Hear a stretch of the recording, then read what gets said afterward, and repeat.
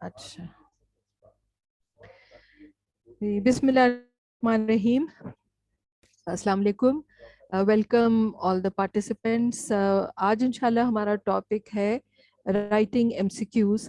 और क्योंकि हम इंशाल्लाह जो अपने सर्टिफिकेट प्रोग्राम की तरफ मूव कर रहे हैं और जिसमें हमने ये डिसाइड किया है कि वीकली हर चैप्टर के बाद एक क्विज़ या एग्ज़ाम टेस्ट जो है होगा जिसमें कि एमसीक्यूज़ लिखे जाएंगे। तो इस आज की जो ये मेरी छोटी सी एक काविश और कोशिश है, इसमें एक आपसे बात शेयर कर लेती हूँ और एक डिस्क्लेमर भी दे देती हूँ। ये ऐसा है कि ये हम क्यों कर रहे हैं। हम इसलिए करना चाह रहे हैं क्योंकि जो भी हम आइटम आइटम कहते हैं कि एमसीक्यू को, तो जो भी आइटम्स हम लिखें उसमें कुछ स्टैंडर्डाइज चीज़ें हों। मैंने एक हैंडआउट ऑलरेडी बना के भेजा था, वो फॉर्मेट ऑफ एन एमसीक्यू के ऊपर था कि एमसीक्यू लिखा कैसे जाए, और साथ में एक एग्जांपल थी। आज भी इंशाल्लाह मैं कभी थोड़ी देर में मैं चैट में शेयर कर देती हूँ। एक और हैंडआउट है जो इस पूरी प्रेजेंटेशन का एक तरह से जिस्ट भी है, वो 17 to 18 पॉइंट्स है कि what to do and what not to do in while writing MCQs.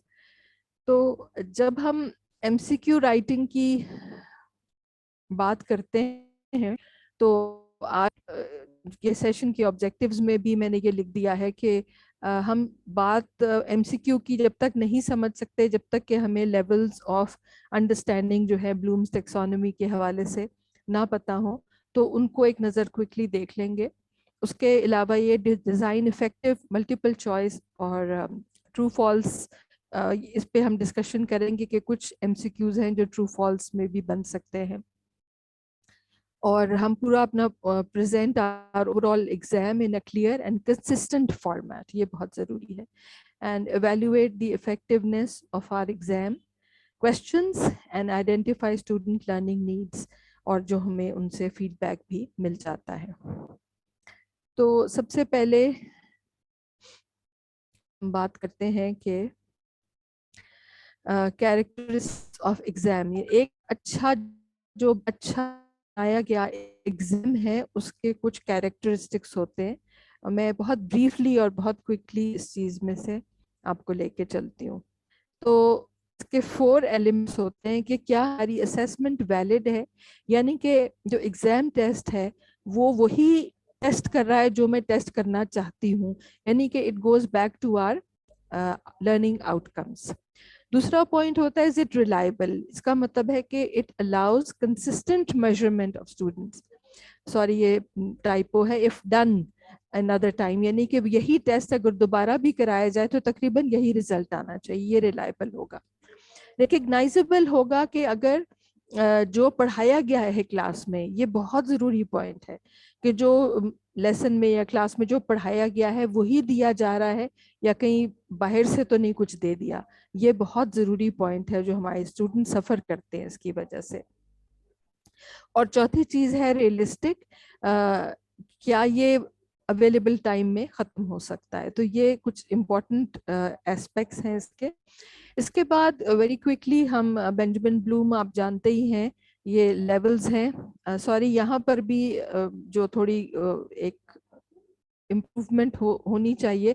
ये जो लिखा हुआ है नॉलेज कॉम्प्रिहेंशन एप्लीकेशन एनालिसिस तक तो ठीक है, लेकिन आई एम सॉरी ये माय मिस्टेक, यहाँ पे एवेल्युएशन और यहाँ पर क्रिएट आना चाहिए। जो आगे मेरे जो डायग्राम है उसमें यही है, जो नई इसकी एक टेक्सोनॉमी जिसमें वो क्रिएट तक ले गया है। ये लेवल जो है हायरार्किकल है, यानी एक दूसरे के ऊपर जो है वो बिल्ड होते हैं। जो पहले 3 है नॉलेज कॉम्प्रिहेंशन एंड एप्लीकेशन, वो लोअर कॉग्निटिव लेवल्स कहलाते हैं, और जो ऊपर वाले 3 हैं वो higher order, lower order and higher order skills. इसमें अगर हम बेसिक से देखें तो मैंने कोशिश की कि उर्दू को भी साथ ये रख लें ताकि कुछ साथी हमारे हैं जो उनको शायद ज़्यादा अच्छा लगे। यानी याद रखना, रिमेंबर, ये रिकॉल वाली बेसिक लेवल है।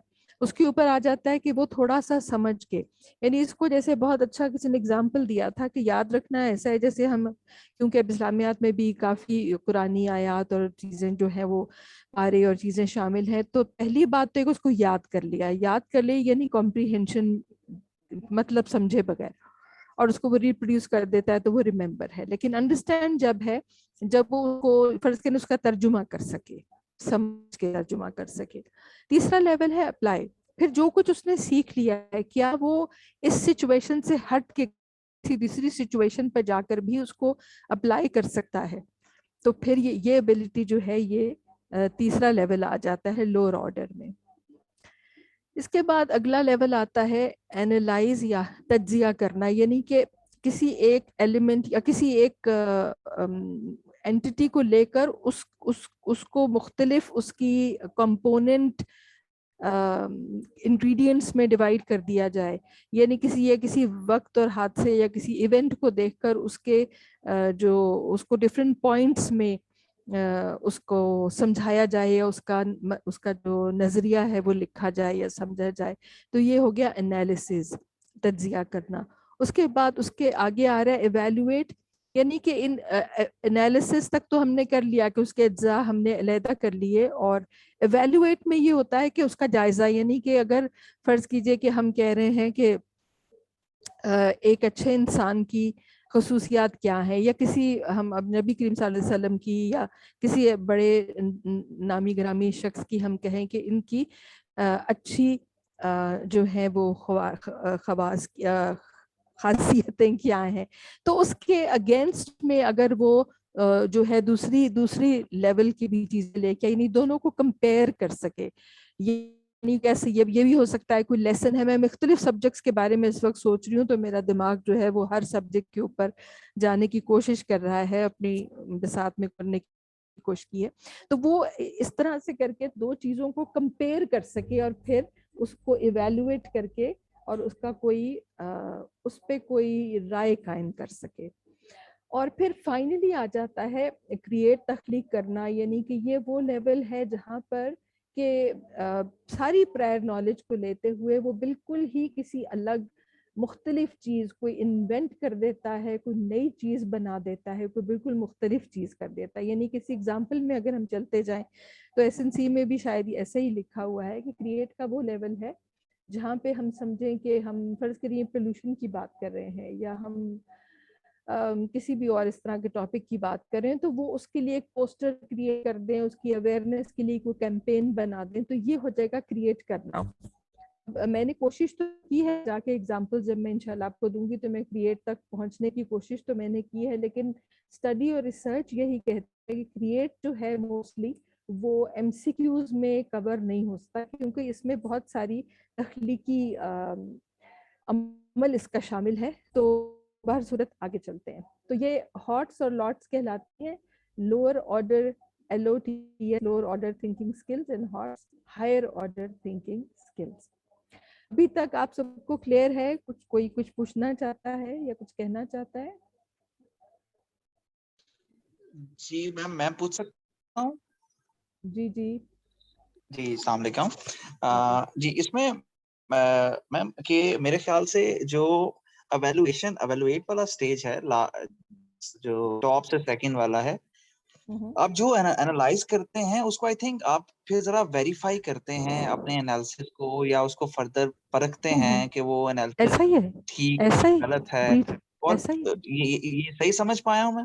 जी जी बिल्कुल, देखिए ना, उसका जायजा लेते हैं, जो आपने एनालिसिस कर लिया है ना उसी को हम्म। फर्दर और डीपर जाके उसका जायजा लेते हैं कि इसमें सही क्या है गलत क्या है, क्योंकि इस वक्त एनालिसिस में तो सिर्फ वो कंपोनेंट्स अलहदा हो गए थे, लेकिन जी एवेलुएट जी में जी। वो एक तरह से कंपीटिंग फोर्सेस जो है इस दोनों तरफ खड़ी हो जाती हैं, कि उसमें आप ये नहीं कि वो क्या कहते हैं कि एक डायलॉग की सूरत क्रिएट हो जाती है, और एक ये जी सही जी है और ये गलत है। आगे चलते हैं इंशाल्लाह, मेरे पास काफी सारी एग्जांपल्स जी हैं जी। तो थैंक यू हो गया। Thank you for asking. मैंने कोशिश की है जी, ये स्लाइड्स मैं पहले डिस्क्लेमर में देना चाह रही थी, डिस्क्लेमर भूल गई देना। ये स्लाइड्स मेरी नहीं है, मैंने जो कुछ इधर उधर से मटेरियल मिल रहा था उसमें से, पे मुझे ये था कि चलिए हमारी उर्दू के टीचर्स जो हैं उनके लिए भी सहूलत हो जाएगी। तो बहुत क्विकली इनको गुजार लेते हैं। पहला जो सबसे नीचे का लेवल है, रिमेंबर यानी याद रखना। तो इसमें बड़ी अच्छी रिटे पे मबनी मालूमात हैं, गौर फिक्र, फहम और तदब्बर से आरी।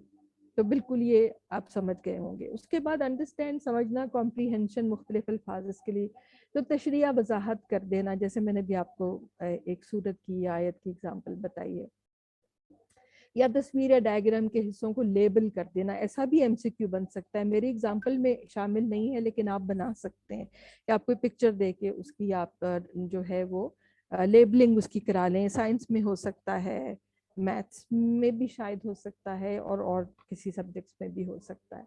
तो ये दूसरा लेवल हो गया। तीसरा लेवल है जी अप्लाई, कि अब जो सीखा है उसको दूसरे कॉन्टेक्स्ट में या अलग हट के इतलाक करना। मुझे भी ये लफ्ज़ जो है मेरे लिए भी नए थे, लेकिन मुझे अच्छा लगा कि इसमें हमारे पास उर्दू के अल्फाज शामिल हैं। तो जैसे ये है अल्फाज को अपने जुमलों में इस्तेमाल करना, यानी किसी आयत, हदीस, कौल, शेर का अपनी गुफ्तगू या तहरीर में बरमहल इस्तेमाल करना, यानी कि आप उसको अप्लाई कर सकते हैं। यानी मैंने कोई आयत सीख ली है, कोई कौल सीख लिया है, कोई शेर सीख लिया, तो मैं जब बात कर रही हूँ या जब मैं राइटिंग कर रही हूँ, बच्चे ऐसे लिख रहे हैं, तो वो उसका उसके अंदर वो जहाँ पे भी अप्रोप्रिएट हो, जहाँ पे भी बरमहल हो, उसको इस्तेमाल कर सके। तो दिस वुड बी एप्लीकेशन एक दूसरे कॉन्टेक्स्ट में। यानी कि उसके बाद आ जाता है एनालाइज, जिस तरह हम कहते हैं चीज़ों के अज्जा में तोड़ना। सो मुआजना या मुकाबला करना, दो चीज़ों में मुमासलत और इख्तलाफ तलाश करना, आइदर कंपैरिजन है या उसमें एक जैसी चीज़ें हैं। तो ये दो हिस्सों में दो लिस्ट बन जाती हैं। पांचवा दर्जा आ जाता है इवेलुएट। इसमें है ये अगला मरला है मुआजने से, यानी इस जगह पहुंच के एक फैसला हो सकता है कि जो आपने अज्जा अलग किए थे उनको आपस में कंपेयर किया था, तो आप क्या अक्स करते हैं, आप क्या उसकी उसका उस चीज़ का नतीजा क्या निकालते हैं। तो किसी चीज़ की भी कदर कीमत का भी तयन करना, ये भी जो है वो इवेल्युएट में आ सकता है। जैसे इस तरह के questions not in MCQs but otherwise हो सकते हैं, जैसे हमें देते हैं कि what is the importance of, तो उसमें इस तरह से जाके जो है इस तरह के क्वेश्चंस पूछे जा सकते हैं। उसके बाद आता है आखिरी जो हाईएस्ट लेवल है, क्रिएट यानी तख्लीक करना, कोई मुनफरिद काम सर अंजाम देना, कोई अदबी और तख्लीकी शाकार, कोई नया नज़रिया तसव्वुर, जैसे मैंने कहा कोई पोस्टर बना दिया, कोई ड्राइंग बना दी, कोई मुकालमा कर लिया, कोई ड्रामा कर दिया, तो किसी कंसेप्ट के ऊपर, दैट इज, तो ये सब जो है वो क्रिएशन में आता है। तो ये दोबारा से आपके रिकैप के लिए फिर हमने रख दिया। अब इसको एक दफ़ा इंग्लिश में देख लेते हैं। मैं सिर्फ वर्ब्स पढ़ूंगी, मैं इसके जो लर्निंग ऑब्जेक्टिव्स हैं, ये प्रेजेंटेशन आपको मिल जाएगी इंशाल्लाह, तो आप देख लीजिएगा। तो जो पहला लेवल है उस पर इंग्लिश में वर्ब्स कैसे यूज होते हैं, define, list, state, identify, label, name, who, when, where, what वाले जो है इसमें आ जाते हैं। इसकी मैंने एग्जांपल नहीं लिखी क्योंकि बहुत ही सिंपल, यानी कि रिकॉल का एमसीक्यू है, जिसमें सिर्फ हम डेफिनेशनल चीज़ें पूछते हैं, तारीखें पूछते हैं, या इस तरह की चीज़ें जिनको के बाकायदा रट्टा लगाया जा सके या जिनको याद किया जा सके। सेकंड लेवल जो है तो कॉम्प्रिहेंशन या अंडरस्टैंडिंग भी इसको कहते हैं। इसमें explain, predict, interpret, infer, summarise, convert, translate, account for and paraphrase. अपनी ज़बान में ये जो है कह सकते। इसका भी मैंने एग्जाम्पल नहीं लिखा क्योंकि ये बिल्कुल लोअर लेवल पे है, और ज़्यादातर अगर हिस्टोरिकली भी देखा जाए तो पाकिस्तान में ऐसा नहीं है। It's a world wide known fact कि जो अगर ध्यान से ना बनाया जाए एग्जाम को, तो बेशतर हमारे एग्जाम क्वेश्चन जो है वो नॉलेज और कॉम्प्रिहेंशन के लेवल पर ही होते हैं। तो हम बच्चे को उससे ऊपर तक सोचने के लिए उससे हायर ऑर्डर की तरफ ले जा नहीं सकते। इसी वजह से लाई में how could X be use for Y, हम कह रहे हैं कि जो एक जगह हमने एक चीज को आइडेंटिफाई कर लिया, उसको दूसरी जगह पे दूसरी सिचुएशन में कैसे इस्तेमाल करेंगे। How would you show and make use of, if I demonstrate, solve, apply X to conditions of Y. तो ये क्वेश्चन है, मैं डिस्क्लेमर ये भी देना चाह रही हूँ कि मेरे पास जो ज़्यादातर जो मेरा एक्सपीरियंस रहा एमसीक्यूज ये प्रेजेंटेशन करने का, वो यूनिवर्सिटी लेवल पे था या मेडिकल एंड डेंटल स्टूडेंट्स के लिए हुआ करता था। सॉरी, मेडिकल डेंटल स्टूडेंट्स के लिए भी, मेडिकल डेंटल फैकल्टी के लिए भी हुआ करता था। तो मैंने अपनी तरफ बहुत कोशिश की है कि इसको मैं स्कूल लेवल पे लेके आऊँ। मुझसे कहीं कमी बेशी रहे कर दीजिएगा और भी हम इन क्वेश्चंस को और बेहतर कर सकें। तो जैसे सिंपल एप्लीकेशन का क्वेश्चन है, मैथ्स में अच्छी तो समझ लेंगे कि 800 रुपए के बिल हैं तो 200 कहीं खर्च किए और 100 कहीं खर्च किया, और फिर what percentage of the original amount do you have left. ये एप्लीकेशन है, इसलिए एप्लीकेशन है कि उसको प्लस माइनस के बीच में करना पड़ेगा जो उसने प्रोसेसेस सीख लिए हुए हैं। परसेंटेज निकालने के लिए उसको मल्टीप्लिकेशन डिवीजन के जो है प्रोसेसेस भी देखने पड़ेंगे। तो ये एप्लीकेशन के लेवल के ऊपर आ जाता है। इस तरह का एमसीक्यू जो है इसको एप्लीकेशन के लेवल पे कह सकते हैं। अगला लेवल आ जाता है एनालाइज। अगेन मैं बारहा कह चुकी हूँ, उसमें सिर्फ जो वर्ड्स हैं वो differentiate, compare, contrast, distinguish x from y. How does x affect or relate to y? ये सिर्फ कंपैरिजन नहीं है, how वाली बात भी बीच आ गई है। How, when, where, what piece of x is missing or is need। तो ये जबकि क्योंकि हम उसके एग्जाम में कर लेते हैं, इसमें चीज अगर कोई इसका एग्जाम मिसिंग है या कोई एलिमेंट मिसिंग है वो भी पहचाना जा सकता है। तो एनालिसिस का क्वेश्चन मैंने अपनी तरफ से बनाने की कोशिश तो की है। देखिए अगर आप लोग समझते हैं कि अच्छा जी, तो compare to laboratory settings field trip,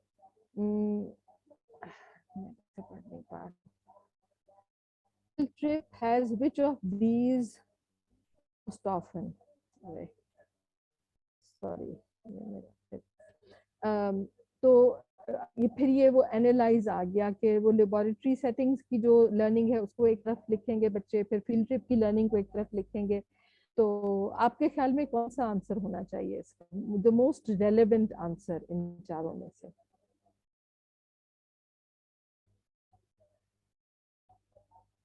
practice, experience, clarity, know how.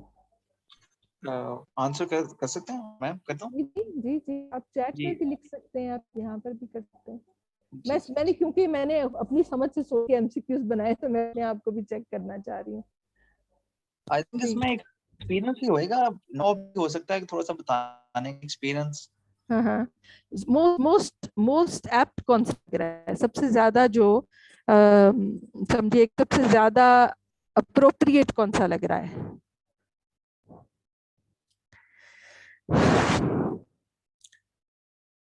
Trip and laboratory settings.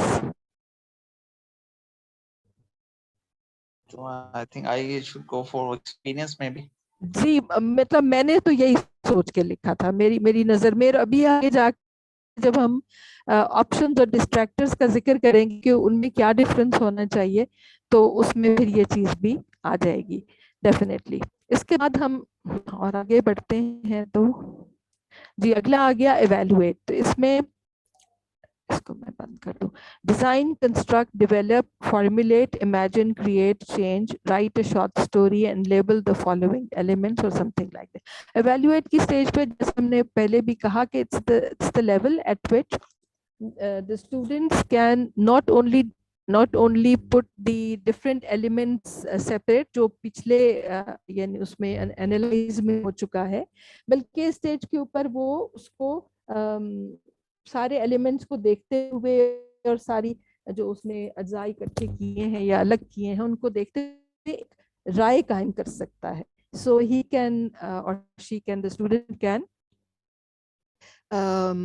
इसमें वो अपना रवैया या अपने एक हासिल क्या उससे वो ऐसा बता सकता है। तो इसके जो मैंने क्वेश्चन लिखा है वो देख लीजिए। using a graphic organizer, change the story given or the given scenario, create an outline that will allow you to show cause and effect।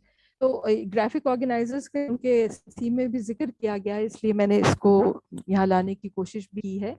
और इसमें ये है कि बच्चा जो है वो कोई भी स्टोरी, कोई भी मजमून या जो भी उसके पास जो लेसन है उसको पढ़कर और उसको एक ग्राफिक ऑर्गेनाइजर में वो एक लाइन की सूरत में ले आए, एक कॉज एंड इफेक्ट शो हो। अब आई डोंट नो आप में से कितने लोग ग्राफिक ऑर्गेनाइजर से वाकिफ हैं। अगर हैं तो बहुत अच्छी बात है, अगर नहीं है तो मैं कोशिश करूंगी इन दिनों में मैं ढूंढ के कुछ अच्छे वेबसाइट्स जो हैं जिन पे फ्री आपको ग्राफिक ऑर्गेनाइजर्स के लिंक्स मिल जाते हैं या बहुत तस्वीरी शक्लें मिल जाती हैं। अगर आपको याद हो तो आई एम श्योर कि वेन डायग्राम तो सबको याद होगा। इफ आई मैं चैट चला के देखूं, कुछ लोग कह रहे हैं वेन डायग्राम को याद है, ठीक है ना जी। तो उसमें बिल्कुल इसी तरह सही है ना कि हम तो वेन डायग्राम किसके लिए, किस तरह, किस पर्पस के लिए यूज होता है? एनालिसिस के लिए, कंपैरिजन के लिए, बिल्कुल कॉन्ट्रास्ट के लिए, बिल्कुल आप सही कह रहे हैं, बिल्कुल सही कह रहे हैं। तो इसी तरह जो कॉज एंड इफेक्ट है इसके लिए भी बाकायदा पिक्टोरियल फॉर्म में ग्राफिक्स बने होते हैं और वो हम प्रिंटेड बच्चे को दे देते हैं और बच्चा जो है उसको लेकर और जो भी उसका गिवन टेक्स्ट है उसको सूरत में ले आ। तो यहाँ पर जो है वो उसका लेवल और ऊपर चला गया। अगर एक और क्वेश्चन मेरे ध्यान में था तो मैंने लिखा as water continuously changes shape from solid liquid and gas, science से आ गया which of the following is the result? Oceans that are salty, water cycle, rivers and lakes और डिफरेंट टेम्परेचर्स। तो आपके ख्याल में कौन सा आंसर है? A B cycle. C D. Obviously water cycle समझ आता है। तो मतलब ये है कि अभी आगे जैसे मैंने ऑलरेडी कहा था कि जब हम ऑप्शंस के ऊपर, डिस्ट्रैक्टर्स के ऊपर जाएंगे तो वहां पे ये डिस्कस कर लेंगे कि इनका आपस में क्या लिंक होना चाहिए। भरसूरत कुछ इस तरह से है। उसके बाद हम सबसे ऊपर वाले लेवल यानी क्रिएट पे चले जाते हैं। तो इसके लिए adopt, build, change, combine, compose, construct, देखिए create, design, develop, formulate, imagine करे उसको, यानी वो उसमें अपनी क्रिएटिविटी के अंदर चला जाए, उस किसी चीज को इम्प्रूव कर सके, invent, modify, plan, predict, solution, solve, test और थियरी। तो अगेन मैंने कोशिश की है, हालांकि आप भी देखिएगा लिटरेचर में अक्सर ऐसा कहा जाता है कि क्रिएट के लेवल पे एमसीक्यू जो है वो इतना वैलिड टेस्ट नहीं है। उस यानी क्रिएट के लेवल को टेस्ट करने के लिए कुछ और तरीके इस्तेमाल होने चाहिए, नॉट रियली एन एमसीक्यू। बाहर सूरत, लेकिन फिर भी traffic is becoming unmanageable these days. What do you see a possible solution for this? So lessen the number of cars, people should opt for walking, government to create public transport, restrict cars in congested areas. तो कौन सा आपको जो है A B C D में कौन सा लग रहा है? फरहाना आपने इसके लिए सी लिखा? Yes, ji ji yes, government to create public transport system. जी, मतलब मैंने भी यही सोच के लिखा था, बिल्कुल देखिए मैंने भी यही सोच के लिखा था, क्योंकि बाकी भी ठीक है लेकिन देखिए ना, ना हम कारें कम कर सकते हैं ना लोगों को इस मौसम में चला सकते हैं और कंजेस्टेड एरियाज में। तो मतलब हमारा अपनी कंडीशन, अपनी कंट्री को देखते हुए हमें सिचुएशन को देखना है।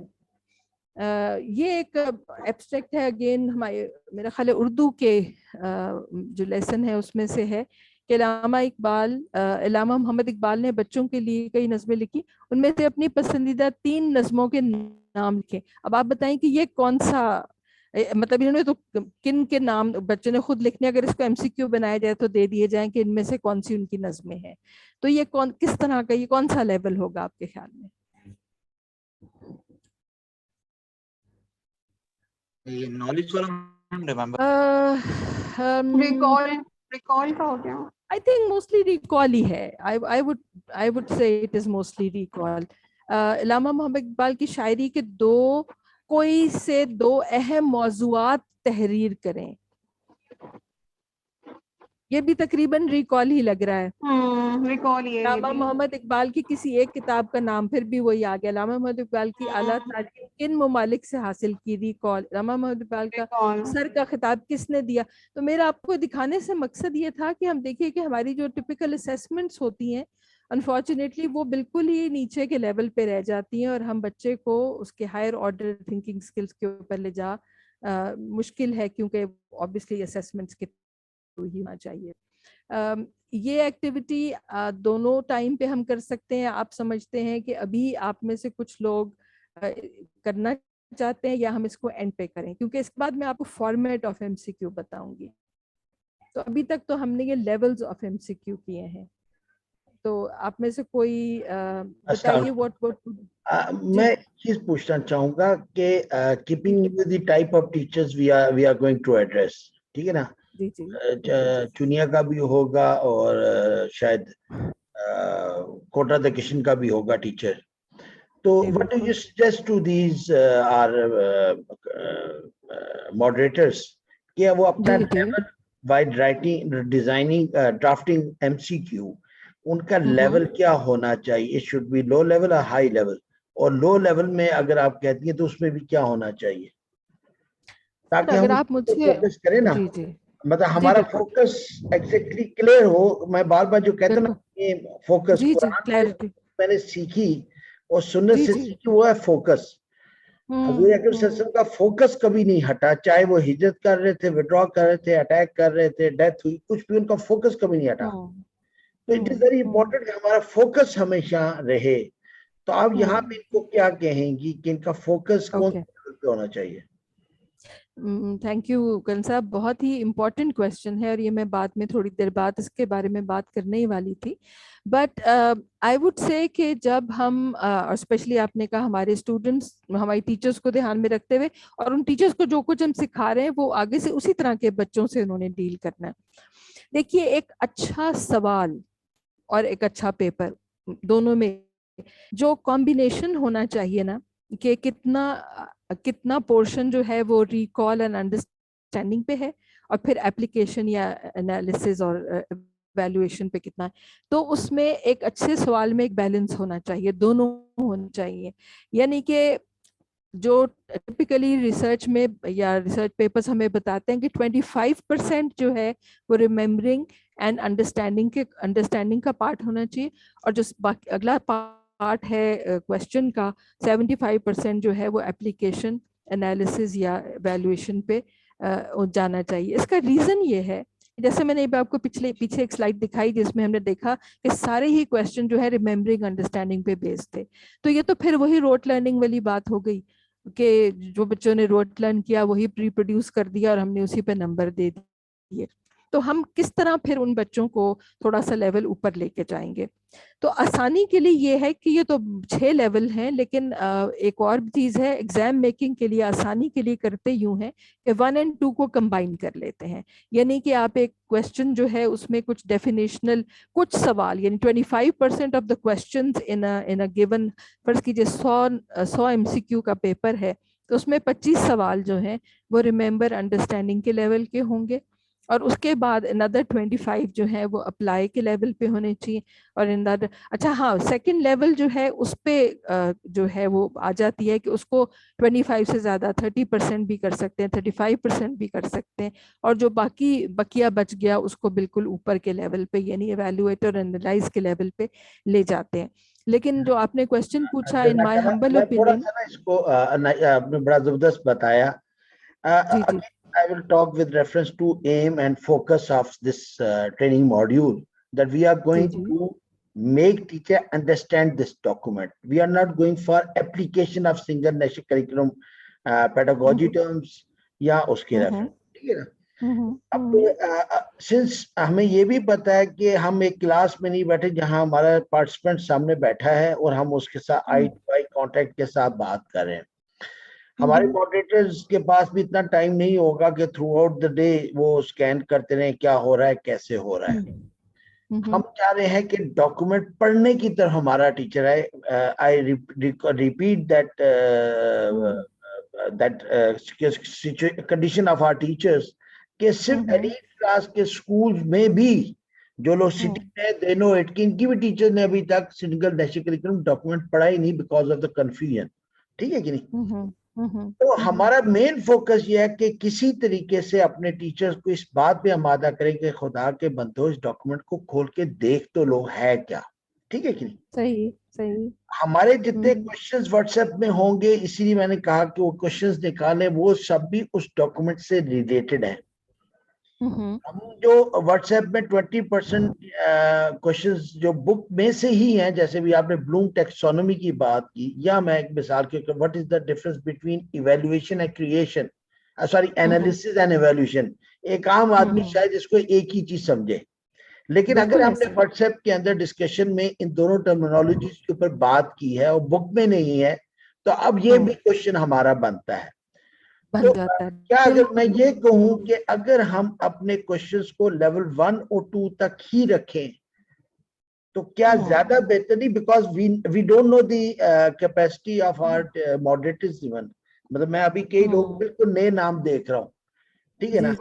मैं मतलब अभी वासिफ अयूब साहब, इनका मैं देख रहा हूँ, सिस्टर शमीम है, इनका नाम मेरे सामने है, लेकिन कहीं मैंने चीजों को नहीं देखा, ठीक है ना? इसमें और भी बहुत से लोगों के नाम है, तारिक साहब है, ठीक है? तो आप इसको एज एग्जामिनर, बिकॉज आपके पास पेपर भी आएगा, आपने पेपर भी करना है, एग्जाम का ड्राफ्ट वापस भी भेजना है। Now see 8 subjects into 7 chapter minimum, 56 papers आपने चेक करने हैं। तो क्या कंफर्टेबल क्या रहेगा? मेरी हम्बल सजेशन तो है कि लेवल 1 और 2 से ऊपर हम ना जाएं, और लेवल 1 और 2 क्वेश्चन जो आपने फ्रेम करने का तरीकेकार बताया है, if you can just click that slide तो वो सामने आ जाएगी। 1 और 2 के क्वेश्चंस कैसे फ्रेज करते हैं, जो फ्रेज करने का अंदाज भी तो उसमें है ना, अगर उसको अगर आप कर दें तो क्या हम उस पर टिक रहें तो ज्यादा इजी नहीं हो जाएगा हमारे लिए, सबके लिए? ये तो डिस्कशन पॉइंट है, लेकिन बाकियों से भी पूछ सकते हैं।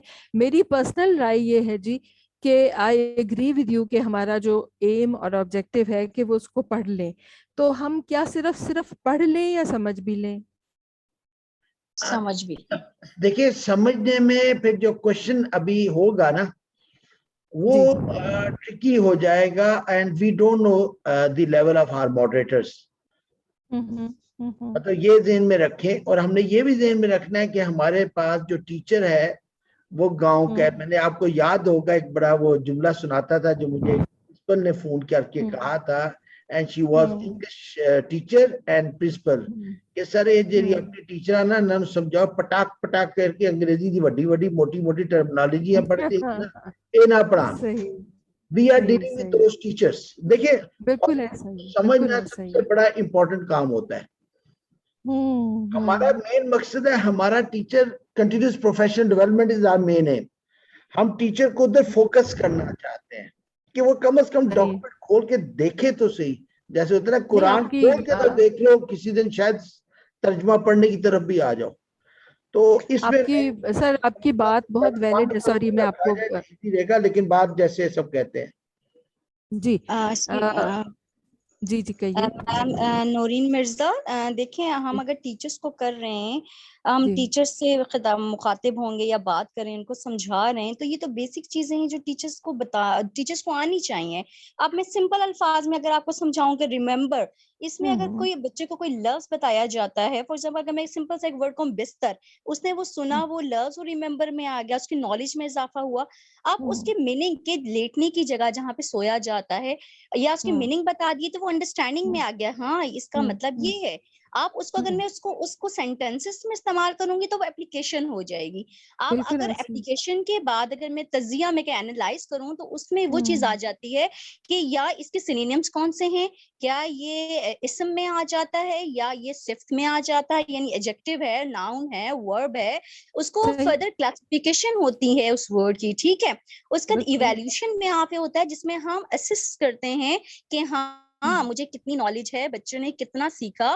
फिर उसके बाद क्रिएट आ जाता है जहां हम बच्चों को चीजें बताई जाती हैं कि आपने चीजों को कैसे क्रिएट करना है, कैसी एक चीज अगर आपने ऐसे करना है, तो जिस तरह मैं अगर ऐसे लिख पाती हूँ या मैं अगर कोई पोइट्री करवाती हूँ तो मैं उनको जिस तरह के वर्ड्स दे देती हूँ या माइंड मैप बना देती हूँ। ये तो टीचर पे डिपेंड करता है कि वो चीजों को कैसे क्रिएट करता है, ठीक है। उसके आगे वो लेके चलेंगे। जी, और ये बिल्कुल आसान तरीका है और इससे रिलेटेड आप क्वेश्चंस भी बना सकते हैं, एमसीक्यूज भी बना सकते हैं।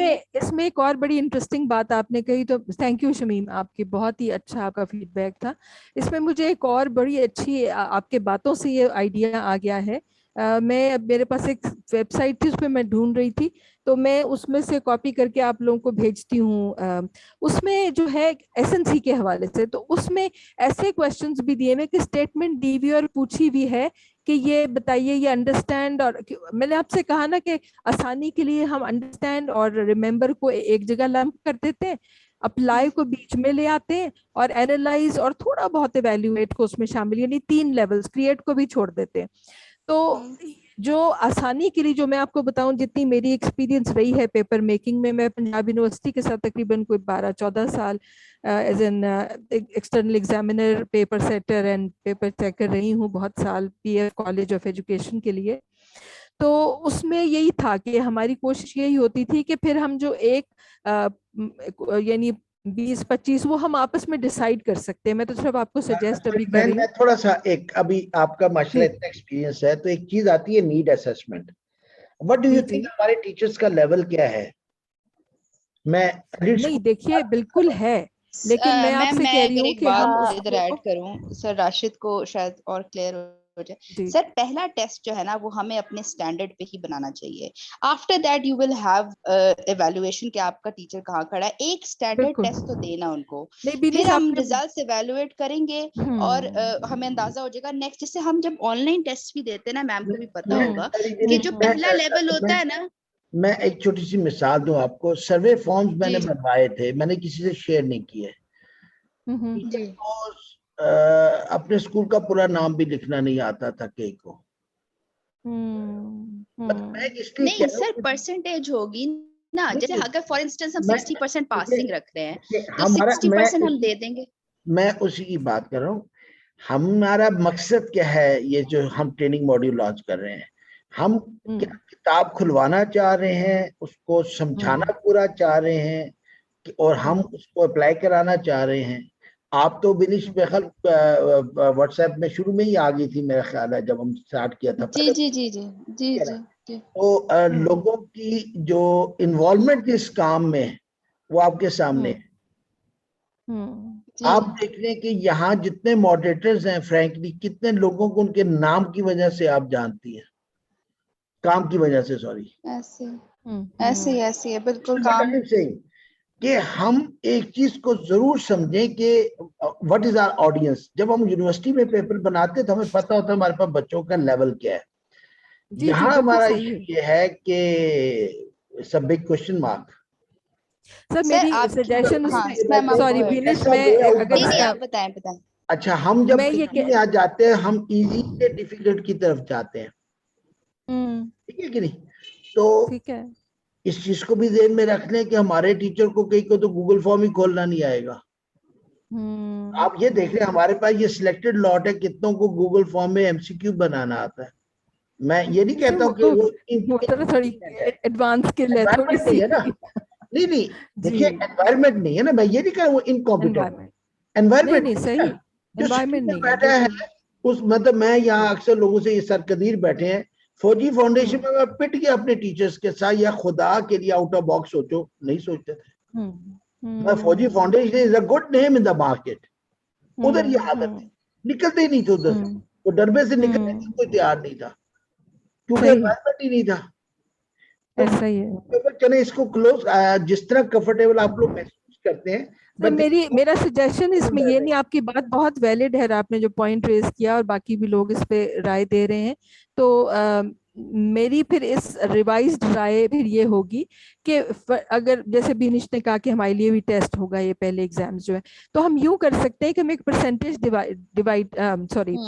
डिवाइस कर सकते हैं। सो लेट्स से कि हम रिमेंबर और अंडरस्टैंड को आई डोंट नो 70% रख लें, 80% रख लें, और कुछ ट्रायल बेसिस पे अप्लाई और एनालाइज के क्वेश्चंस को 10-15% दे दें। What do you people think of बिल्कुल दिस? मैम, जिस 60% अगर हमने पासिंग क्राइटेरिया रखा है एंड इफ वी जी आर अलाउइंग अ रीअटेम्प्ट, तो I think we can go for a level a notch higher, maybe not too much but at least not higher.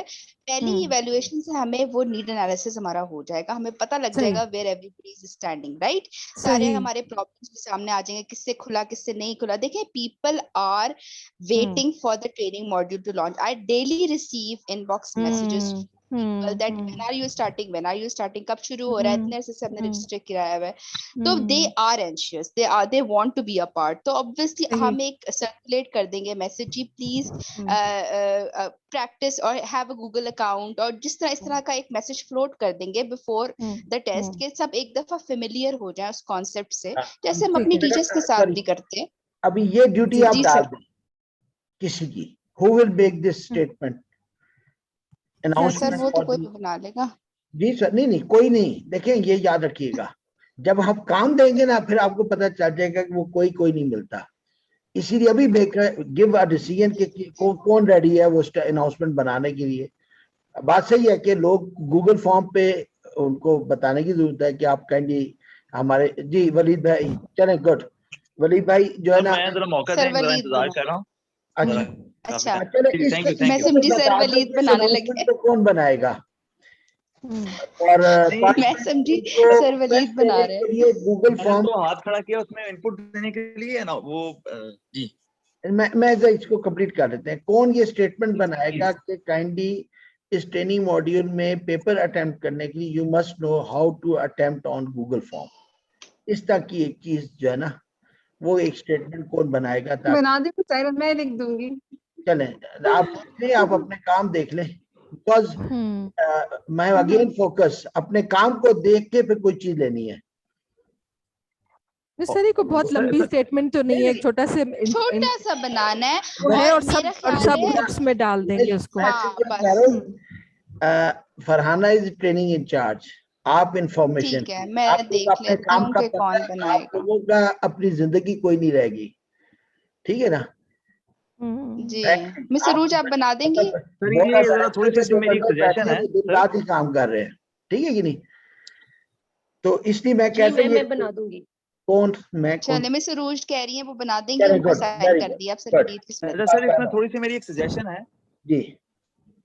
बिल्कुल sir, वो मैं रोज बना दें बेशक, लेकिन मैं इसमें एक वॉलंटियर करता हूँ, ये है कि मैं एक वीडियो भी बना देता हूँ कि गूगल फॉर्म को क्रिएट करता हूँ रिकॉर्ड करके स्क्रीन रिकॉर्डर के थ्रू, और एक दो क्वेश्चन डाल के और फिर उस फॉर्म को मैं अपलोड करके एक लिंक से खोलूंगा, फिर उसको फिल भी कर दूंगा और फिर पता चल जाएगा एंड तक ये सबमिट हो गया।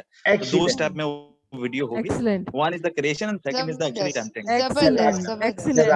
यही हमें मॉडरेटर्स चाहिए, ठीक है ना। ये देखे ना, ये आपने क्रिएशन के लेवल पे बात कर दी है। बिल्कुल लोग चाहिए कि जो आगे स्टेप फॉरवर्ड करे, अपनी कैपेसिटी के मुताबिक यहाँ पे कंट्रीब्यूट करें। जज़ाकल्लाह जी, ये डन हो गया। फातिमा अच्छा मैम, मुझे जरा कमेंट करना है उस पे जो बात हो रही थी क्रिएशन वाला, अगर वो ट्रायंगल ओपन कर लें जी, फिर से पीछे जाएं। अच्छा जी, ओके जी जी। सो मैम वो जो उसमें जो कनल साहब ने जो बात की थी, उनके खदशात मैं तस्लीम करता हूँ कि ऐसा ही है, लेकिन थोड़ा सा इसमें ये है कि फॉर एग्जांपल है जो गलत भी हो सकता है कि जब हम ट्रेनिंग फॉर एग्जांपल हम जब ट्रेनिंग के लिए भी सोच रहे थे कि जब चैप्टर 1 कोर्स 2 कैसे उसका स्लाइड्स बनाएं, सो उसमें ये जो असेसमेंट का प्रोसेस है ब्लूम टैक्सोनॉमी, तो मैंने भी समझा कि हमें भी पढ़ाते हुए इस टैक्सोनॉमी से गुजरना पड़ता है कि इस चीज को एक्सप्लेन करने में। बिल्कुल, हम स्टूडेंट्स को लेके चलते हैं, हम शुरू से उनको पहले बेसिक चीज बताते हैं, वो उसको याद करते हैं, फिर हम उसको अंडरस्टैंड कराते हैं उनको, फिर हम अप्लाई भी कराते हैं क्लास में। तो हमारा टीचिंग का भी ये हायरार्की होती है, जो साइंटिफिक टीचिंग है खास तौर पे जिसका मैं कराता हूँ। तो हम जब ट्रेनिंग दे रहे हैं, हम कोशिश करेंगे मॉडरेटर जितनी भी हमारी कैपेसिटी है इस पूरे सफर को ट्रेनिंग में उनको एक्सप्लेन किया जा सके। अगेन उनकी भी कैपेसिटी है, तो मेरा ख्याल ये है कि फिर एक व्हाट्सएप ग्रुप का भी जर्नी होगा, तो उसके बाद हम देखेंगे कैसे मॉडरेटर्स करते हैं, बिकॉज हमारे पास हर सिंगल नेशनल करिकुलम में अगर चैप्टर 1 की बात करें तो एक चीज लिखी हुई है real world scenario and logical thinking and reasoning. ये वाला स्टेज आ ही नहीं सकता जब तक आप एटलीस्ट अप्लाई तक या उससे आगे तक नहीं जाए, खास तौर पे जो साइंस वाले या मैथ वाला सब्जेक्ट है। तो आई थिंक हमें इसके लिए स्ट्राइव जरूर करना चाहिए। हो सकता है हम कामयाब बेशक लेवल 1 तक हों, लेकिन इसके लिए हमें स्ट्राइव जरूर करना चाहिए। Agreed. अच्छा, ऐसा Two, कर three लेते हैं कि questions तो जरूर होने अगर चाहिए. ऐसा कर लें कि हम, अगर आप सब एग्री करते हैं तो हम 80-20 रख लें, रिमेम्बर एंड मैम मेरा अंडरस्टैंड। ख्याल है it इंतजार करना depends चाहिए on the हमें। subject. Ji, It depends on the subject. मैं थोड़ा सा इसमें ऐड कर अ, देता हूँ, मैं इसमें ऐड कर देता हूँ सर, मैं इसमें ऐड कर देता जी हूँ। देखिए, ये जी सिर्फ आपको एक अवेयरनेस कॉल देनी थी कि we must know the audience, ठीक है ना। हर चैप्टर में हम ये डिसाइड नहीं कर सकते। चैप्टर 1 में तो ज्यादातर बातें इस तरह की है भी नहीं, ठीक है, जनरली। तो कोशिश ये करें कि अपने ऑडियंस को, जो हमारे टीचर है खासतौर पे गवर्नमेंट स्कूल्स के, उनको जहन में रख के कोशिश करिए चीजें बनाएगा, ठीक है। ये गाइडलाइंस है, क्योंकि हमने 20% तो किया व्हाट्सएप में से क्वेश्चंस जो बुक में, जी। अब 80% में से अब आप देख लें कि 20% अगर बन सकते हैं तो बना लें, लेकिन हार्ड एंड ठीक है, फुल हम आपको नहीं दे रहे। क्लियर होगी? ठीक, फिर मैं चलिए। चाह रहा था कि हम लोग सोचें जरूर कि हम किन लोगों के साथ डील कर रहे हैं, ठीक है। अभी नहीं सर, आपने बहुत बहुत रेलेवेंट पॉइंट आपने रेज किया। बस इसमें चंद एक स्लाइड्स और हैं वेरी हाँ, क्विकली कि स्ट्रक्चर ऑफ एमसीक्यू क्या होता है। इसके 3 हिस्से होते हैं। एक आइटम स्टेम कहलाता है, जिसमें कोई प्रॉब्लम स्टेटमेंट लिखी जाती है, या फिर जितनी भी इंफॉर्मेशन आपको देनी है वो उसमें स्टेम में लिखी जाती है, 1-2 जुमलों पे मुनहसर होता है। उसके बाद लीड इन जो है वो ज्यादातर WH क्वेश्चन की सूरत में होता है। मैंने आगे एग्जांपल्स भी दिए हैं, I hope it will be clear. उसके बाद ऑप्शंस होते हैं 4। ऑप्शंस 4-5-6 मुख्तलिफ भी हो सकते हैं, लेकिन मैं आपको अगेन रिसर्च से प्रूवन ये बात बता रही हूँ कि डिफरेंट लेवल्स के, school level and territory level दोनों पर जो जिसको कह दीजिए कि प्रेफर्ड है, वो 4 ऑप्शंस होते हैं। उसमें से एक करेक्ट ऑप्शन होता है और बाकियों को हम डिस्ट्रैक्टर्स कहते हैं। तो ये टर्म्स अगर आप याद रख लीजिए, item stem, lead in, options, correct option and distractors. इसके बाद सॉरी बहन, यहाँ मैं थोड़ा सा जी अगर मैं ये सजेस्ट करूं कि पहले चैप्टर में सिर्फ 3 ऑप्शंस करें ताकि हमारा टीचर थोड़ा सा कंफर्टेबल हो जाए, उसके बाद हम 4 पे चले जाएं। नो डाउट जो बेस्ट इज 4, लेकिन अगेन जो मैंने पिछले 2-3 महीने में जो व्हाट्सएप पे देखा, तो फ्रैंकली मुझे काफी अफसोस हुआ। फिर समझ आई कि टीचर क्यों कहता हमें इज्जत हो। इज्जत जिसने मांगनी होती है ना, इज्जत समझे, there is a big difference. So we have to understand that there is a really a big challenge for us. तो इसलिए अगर आप मुनासिब समझें तो शुरू का जो पहला चैप्टर है, मतलब सबका पहला चैप्टर, इसमें आप 3 पे चले, इसके बाद आप 4 पे चले जाए। सही है सर। आई थिंक ग्रेजुअली अगर चले इजी से बिल्कुल डिफिकल्ट, तो हमारा सर, टीचर जो भी अच्छा ट्रेन हो जाएगा। बिल्कुल सर, मुझे आपकी बात जो बहुत अच्छी लगती है कि आप हमारे, आई थिंक जो कहते हैं ना रियलिटी चेक, हम शायद कई दफा थोड़े ज्यादा इंथुजियास्टिक हो जाते हैं अपने काम में, तो आप जो है माशाल्लाह यू आर वेरी ग्राउंडेड और आप रियलिटी चेक हमें करा देते हैं। तो आई पर्सनली एग्री, ठीक है। आई थिंक कि पहले पेपर में हम 3 रख लेते हैं, पहले 2 चैप्टर्स में रख लेते हैं फर्ज कीजिए, और उसके बाद फिर 4 कर लेते हैं ताकि कंफ्यूजन और कम हो जाए। तो स्टेम जो है उसमें सिनेरियो या विनिएट होता है, यानी कोई छोटी सी सिचुएशन बना के लिखी जाए। उसके बाद लीड इन क्वेश्चन आ जाता है, और ये स्ट्रक्चर आ गया कि इसमें 3 या 4 जो भी हम डिसाइड करते हैं, ऑप्शंस एंड डिस्ट्रैक्टर्स रखे जाते हैं। अच्छा स्टेम जो है वो उसमें सिर्फ इम्पोर्टेंट कॉन्सेप्ट को बताया जाए, बहुत इधर उधर की बातें ना की जाए, क्योंकि वो स्टूडेंट को कंफ्यूज कर देती हैं। यहाँ मैं थोड़ा सा रोक दूं। जी ये एंट्री टेस्ट में जिस तरह पाकिस्तान में क्वेश्चन बनते हैं ना, जी जी मैंने से कहानी के बाद अचानक पता चलता है कि फुटबॉल की बात, और हमारे ज्यादा पाकिस्तान में जो एंट्री टेस्ट में वो इस तरह के बनते हैं। तो आपने ऑब्जर्व किया, कई बच्चों के साथ, टीचर्स के साथ वो ना कीजिएगा जी प्लीज। नहीं, ऑब्वियसली हम कह रहे हैं 1 या 2 लाइन बहुत शॉर्ट सी, जैसे मैं आपको भी आगे एग्जांपल भी दिखा देती हूँ, और रीजनेबल लेंथ, जैसे मैंने कहा 5 जुमले, चलिए वो हम दोनों लेवल्स लिख रहे हैं तो एवरेज इसका 2 से 3 जुमले ही आ जाता है। और जितनी भी रेलेवेंट इंफॉर्मेशन, फैक्ट्स, इंफॉर्मेशन है उसमें होनी चाहिए। अगर कोई सिचुएशन लिख रहे हैं यानी विनिये लिख रहे हैं तो उसका जो है शुड टेस्ट बियॉन्ड नॉलेज और मेमोराइजेशन, यानी जो हम अगर हम थोड़े से हायर लेवल के लेते हैं तो उसमें सिचुएशन लिखी जा सकती है। ग्रामेटिकली करेक्ट होने चाहिए और लॉजिकली कंपैटिबल होना चाहिए। इसकी एग्जांपल्स अभी आगे दे लेते हैं। और it should be possible to answer without looking at the options. तो यानी कि अगर सवाल पढ़ा जाए तो हम जैसे आपस में वो जैसे होता है ना पायलट, अगर हम टीचर्स आपस में जब शेयर करते हैं तो उसका जवाब उसको मालूम होना चाहिए। और इसके अलावा जो ऐड करना चाहूंगा, जी टर्मिनोलॉजी को जितना सिंपल कर सके ना बेहतर है जब आप क्वेश्चन बिल्कुल फ्रेम सही, करते हैं। मैं अगेन बिल्कुल बिल्कुल ट्राई टू अंडरस्टैंड के वो हम्म ट्रांजैक्शन का भी टीचर मौजूद होगा, ठीक है कि नहीं? तो हम्म, हमारा मेन फोकस शहर का टीचर नहीं है, हमारा नहीं है बिल्कुल वो है जहाँ इस चीज का कॉन्सेप्ट ही नहीं है कि मैंने जो वो 4 सूबे बंदे पढ़े थे अब वो केपीके भी बन गया है और फाटा अलग रीजन नहीं है, वो केपीके का हिस्सा, उस टीचर को ये बात भी नहीं पता। तो वी हैव नहीं टू पता होती, करंटली नहीं पता ही है। इसके बाद जो कुछ चीजें अवॉइड करने वाली, जैसे अभी आप जो कह ही रहे थे तो इस पे आ ही गया, इररेलेवेंट इंफॉर्मेशन, तो definitely uncommon terminologies, jargon, abbreviations, ऐसी चीजें नहीं लिखनी चाहिए जो स्टूडेंट को कंफ्यूज कर सके। ट्रिकी या ओवर कॉम्प्लेक्स बहुत बड़ी बड़ी जबान नहीं इस्तेमाल करनी है। Avoid making questions from other subjects domain, तो ऐसा कोशिश करें कि अपने ही सब्जेक्ट के अंदर रहते हुए क्वेश्चंस को कवर करें। लीड इन जो होता है, जैसे हमने कहा कि वो विच of the following, what do you think, इस तरह जो WH क्वेश्चंस होते हैं उसमें सिर्फ एक कॉन्सेप्ट पूछा जाए एक वक्त में। कोई फैक्ट हो सकता है, मैकेनिज्म हो सकता है, प्रोसेस हो सकता है। क्लियरली मस्ट बी क्लियर और बहुत सिंपल लैंग्वेज में, जैसा अभी कह रहे थे। वेग टर्मिनोलॉजी नहीं यूज करनी, और ये वर्ड्स जो है ये अगेन रिसर्च ने हमें बताया कि ये कंफ्यूजिंग हो सकते हैं। रेयरली, ऑफन, समटाइम्स ये नहीं लिखें, बहुत क्लियर टर्म्स में लिखने की जरूरत है। एब्सोल्यूट टर्म्स को भी अवॉइड करें, नेवर और ऑलवेज लिखिए। Don't make 2-3 question on the same concept, ये पेपर सेटिंग के लिए है कि आप उसमें अपनी डिवाइड करें पूरे कंटेंट के ऊपर।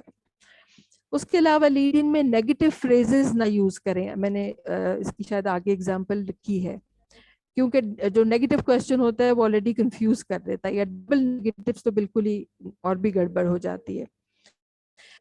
रिपीट नहीं करें जो वर्ड्स ऊपर आपने यूज कर लिए हैं आइटम में, आइटम राइटिंग में, स्टेम में, उसके बाद नीचे उसको उस वर्ड को रिपीट नहीं करें। Do not leave the sentence incomplete, this is done, this is suppose to be, तो इस तरह करके इनकम्प्लीट जुमले नहीं छोड़ेंगे।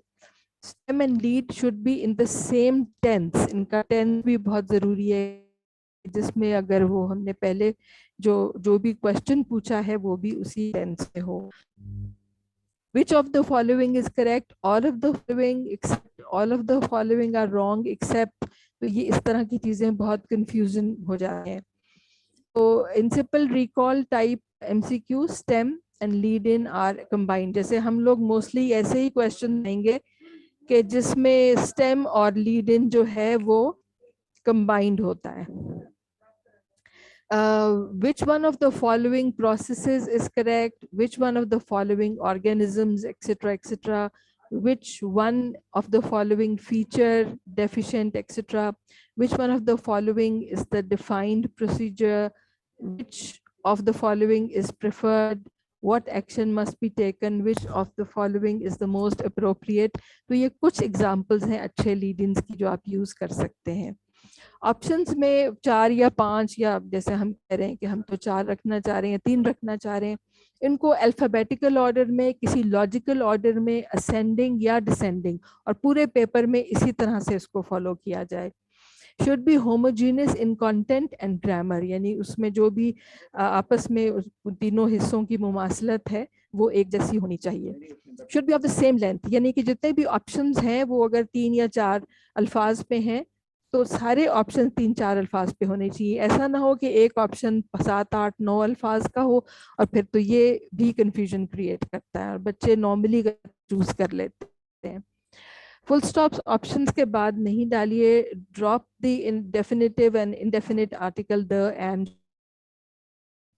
Avoid using double option in 1 or 2 options.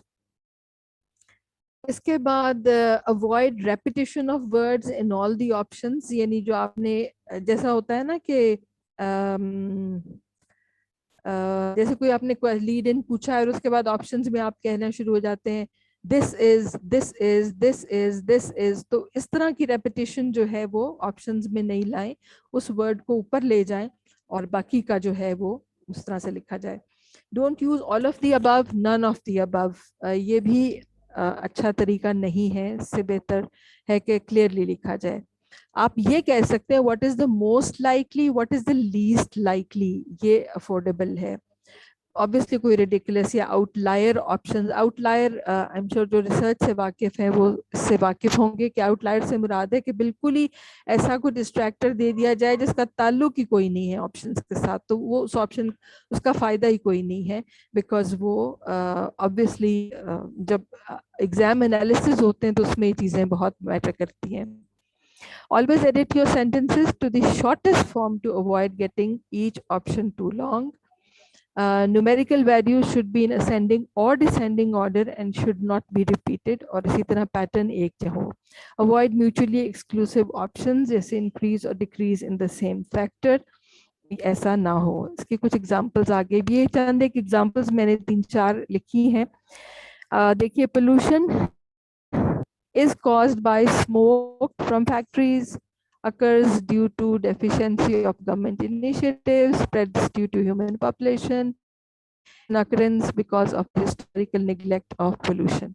तो इसमें बताइए इसको क्या गलत है, इसमें कुछ गलत है इस MCQ में, तो कैन यू गेस क्या है? और सॉरी आगे चलते हैं जी। आप अपना माइक खोल के भी कह सकते हैं, चैट बॉक्स में भी लिख सकते हैं। इन ऑप्शंस में हमें क्या लग रहा है? ठीक सारे नहीं ही है? करेक्ट लग रहे हैं। सारे ही आंसर लग रहे हैं, ठीक है।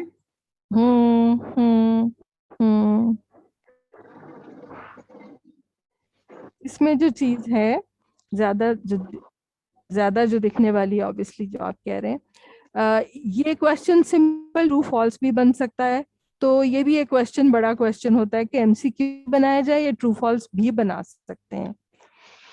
इसके converted into one with non homogeneous options. तो इसमें सबसे बड़ी जो मिस्टेक है वो ये है, आप देख रहे हैं कि 4-5 वर्ड्स हैं, 7-8 वर्ड्स हैं, फिर 4-5 हैं, फिर या ज्यादा वर्ड गए हैं, तो ये नॉन होमोजेनियस जो है और बहुत करीब है दूसरे से कि सभी सही लग रहे हैं, तो डिस्ट्रैक्टर्स हम कह सकते हैं। उसके बाद इसको अगर आप देखिए, a plant is kept in the shade and the gardener did not, sorry मेरी टाइपोस माफ कीजिएगा, did not come for a few days, which of the following is a reason of yellowing of the plant? Lack of fresh air, lack of sunlight, lack of water, lack of weeding. lack of report हर एक में जरूरत। बिल्कुल ऐसा ही आपने अच्छा कहा। 2 concepts asked in the stem। अब यहाँ पे 2 बातें, एक तो वही है कि उसको शेड में रख दिया गया और दूसरा गार्डनर नहीं है, तो 2 बातें पूछी गई और ऑप्शंस वेगली रिटर्न, क्योंकि वो सब जो है वो इस तरह के लग रहे हैं, ओवरलैपिंग लग रहे हैं, और ये 2 बातें पूछ ली गई हैं क्वेश्चन में जो कि मुनासिब नहीं है एक ही ऑप्शन, एक ही सिचुएशन पूछी जाए। इसके बाद in the 3 lengths, if the three lengths are given as sides of a triangle 6, 7 and 13 centimeter respectively, which one of the following statement is correct?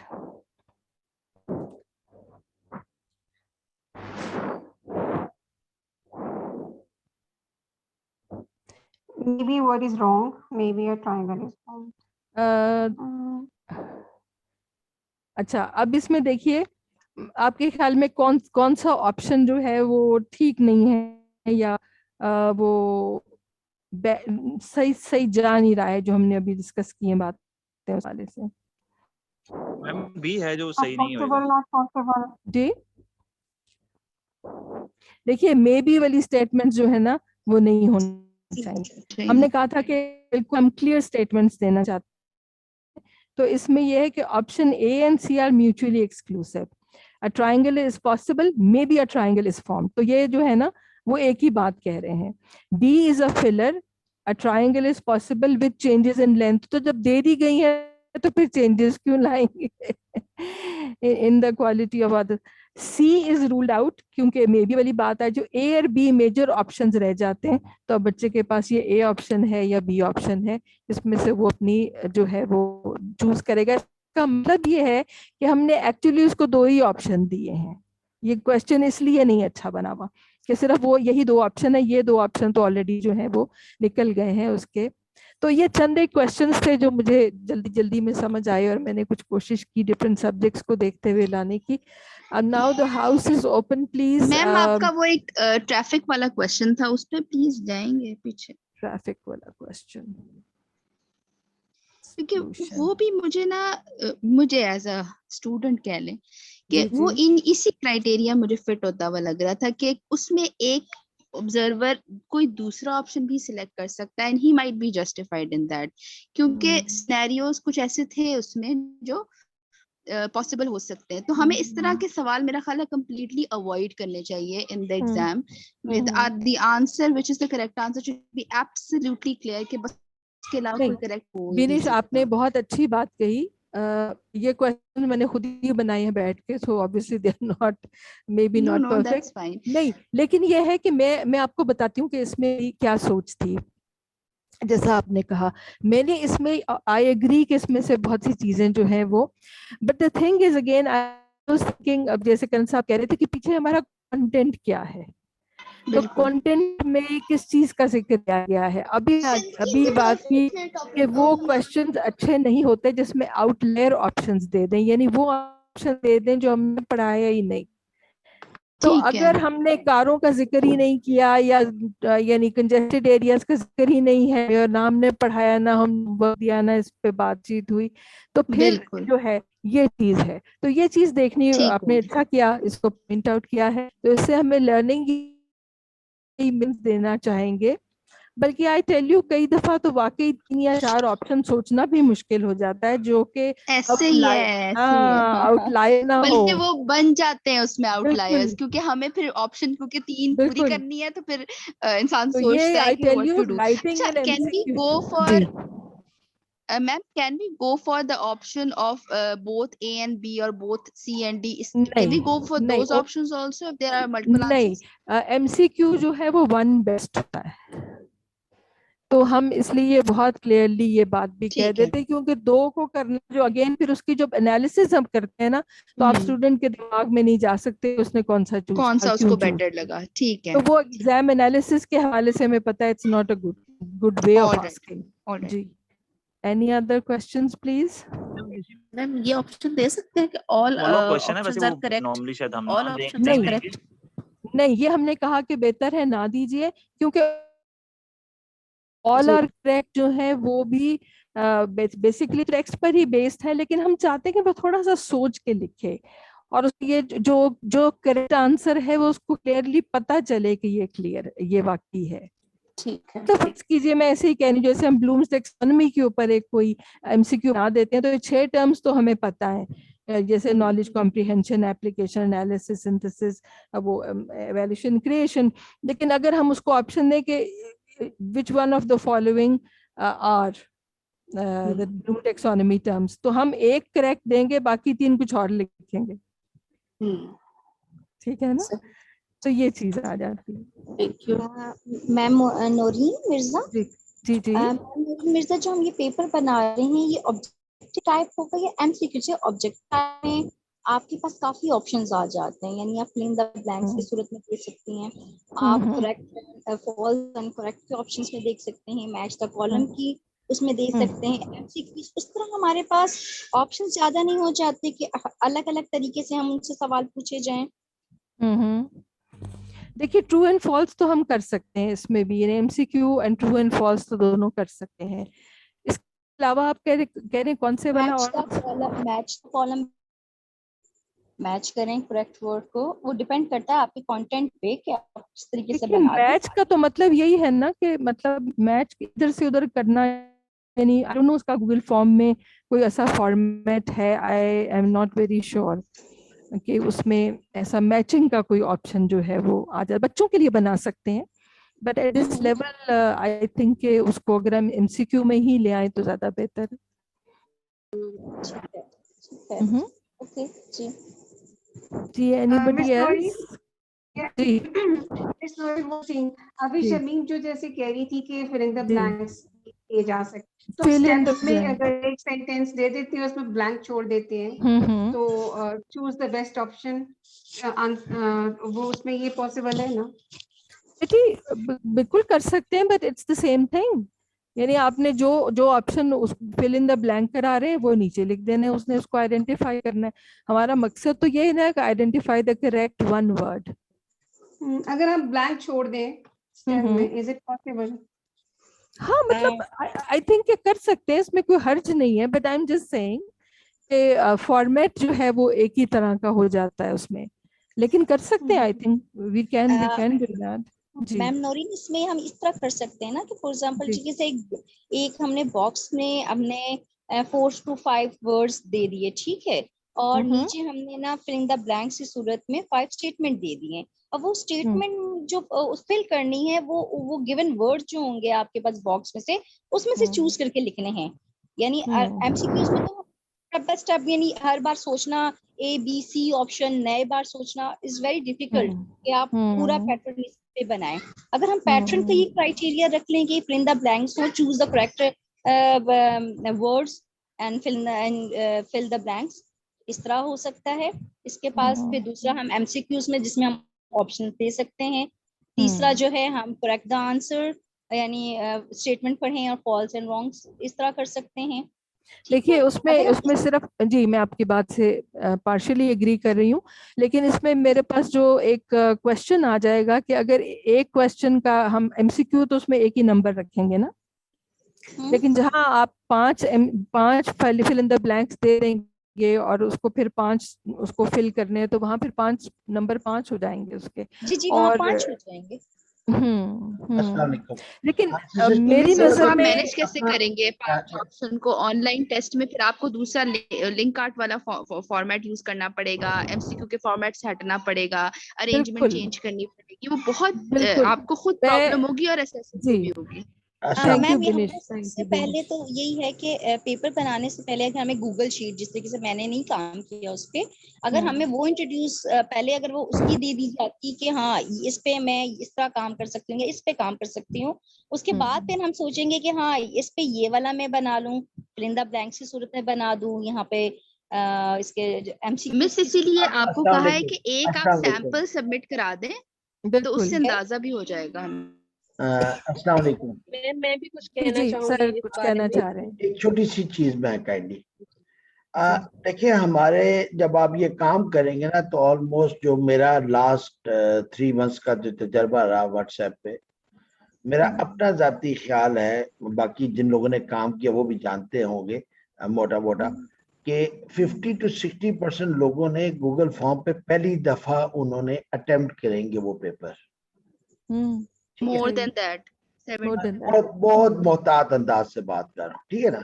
50 to 60% लोग होंगे जो फर्स्ट टाइम गूगल फॉर्म पे काम देख रहे होंगे, ठीक है कि ये चीज हमें बार बार जो कह रहे हैं कि नो योर ऑडियंस, ये बहुत इंपॉर्टेंट है, ठीक है कि नहीं। तो इस चीज का हमें बहुत ज्यादा इदराक होना चाहिए, और ये क्वेश्चन जो आपसे बनवा रहे हैं, बनाने का मकसद ही यही है कि हमें अपनी भी कमजोरियों का पता हो। देखिए, कमजोरी का पता होना is a first step to learning, ठीक है ना।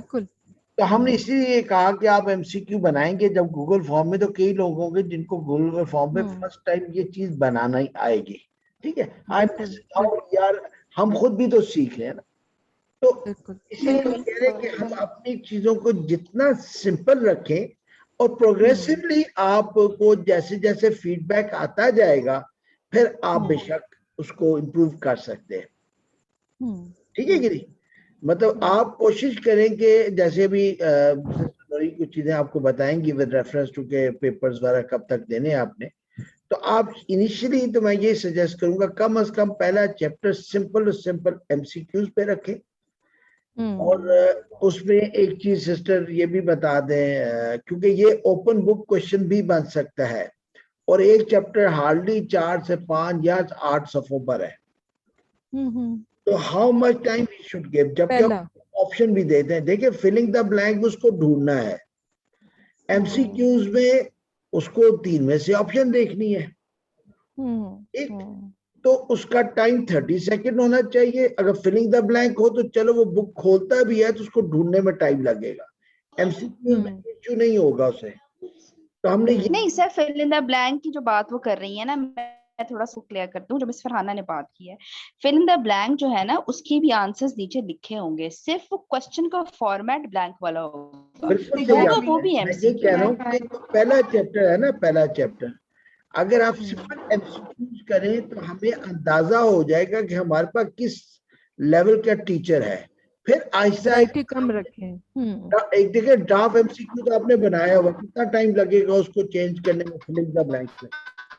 ठीक है कि नहीं, क्वेश्चंस आप पहले बना के रख रहे हैं 2 चैप्टर्स, ठीक है कि नहीं। तो बाद में जैसे जैसे आपको अंडरस्टैंडिंग होती जाएगी सब्जेक्ट की और लोगों की, तो उसके हिसाब से आप उसको रीमॉडिफाई कर सकते हैं, रीडिजाइन कर सकते हैं। तो मैं इस चीज को, क्योंकि इम्पोर्टेंट बहुत है कि आप अपने ऑडियंस को समझें, और ये टाइम के ऊपर भी थोड़ा सा बता दें कि हमने टाइम, क्योंकि ये सब्जेक्ट टीचर्स भी जानती होंगी कि देखें कि एमसीक्यू का हमें 30 सेकंड रखना चाहिए या 1 मिनट करना चाहिए, क्योंकि बुक उसके सामने होगी।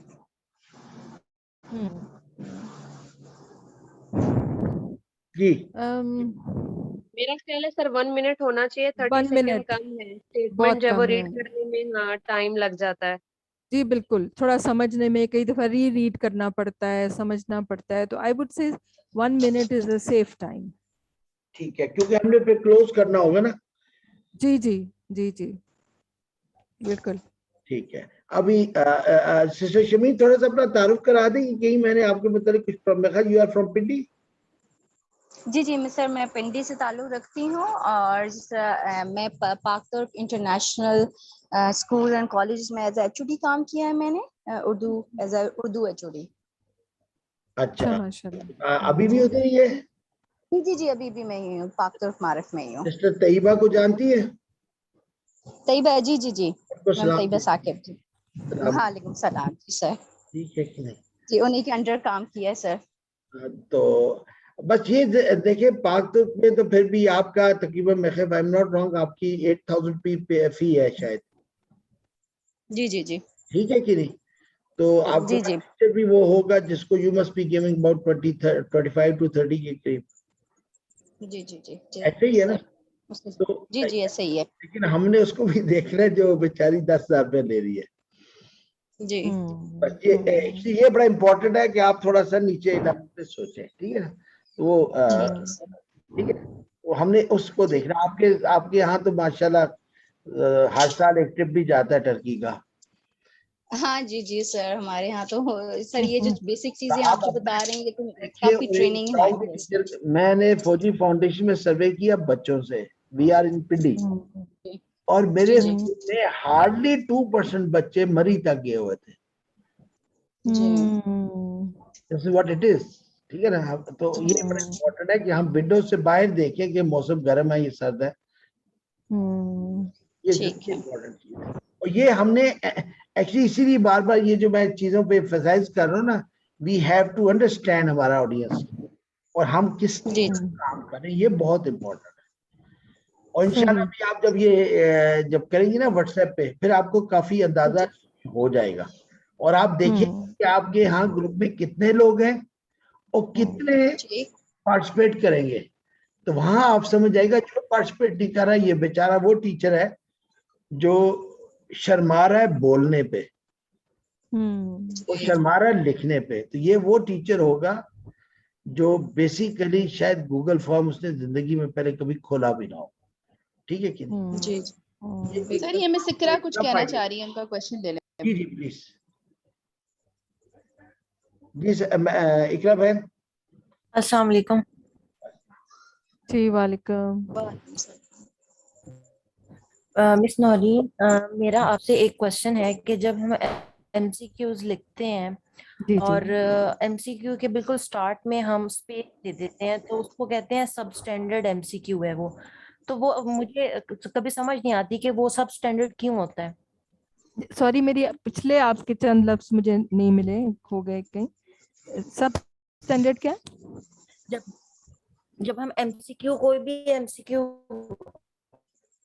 लिखते हैं और हम स्टार्ट के अंदर उसकी स्पेस दे देते हैं, तो वो आगे से, जैसे मैंने एक बुक लिखी, उसके अंदर मैंने एक एक्सरसाइज बनाई और वो बोर्ड के अंदर रिव्यू के लिए गई, तो उन्होंने उसके ऊपर रिस्पॉन्स करके भेज दिया कि आपके सब स्टैंडर्ड एमसीक्यूज है।